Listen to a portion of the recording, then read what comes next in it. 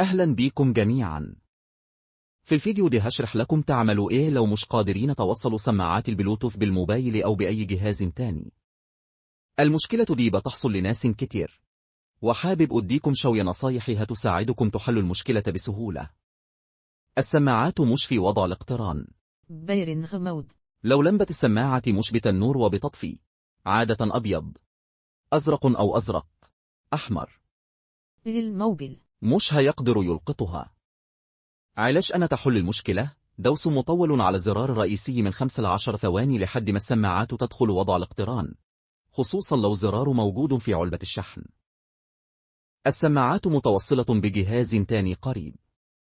كتير من السماعات بتتصل تلقائيا بآخر جهاز قارنت مع ده. الحل هنا إنك تقفل البلوتوث في الجهاز التاني أو تعمل نسيان الجهاز من هناك. للموبل فيه أجهزة كتير محفوظة.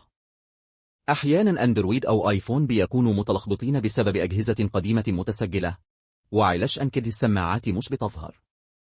أنصحك تمسح الأجهزة القديمة من الإعدادات بلوتوث نسيان الجهاز. لو البطارية بين 5% و 10%، بعض السماعات مش بتدخل وضع الاقتران. الحل إنك تشحن السماعات على الأقل 10 دقائق وبعدين تحاول توصلها تاني.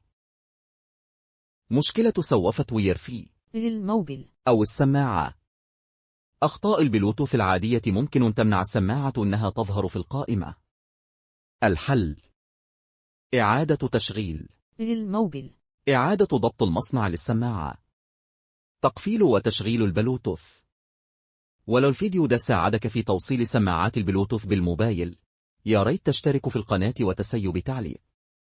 تحياتي للجميع، ونشوفكم في فيديو جديد قريب.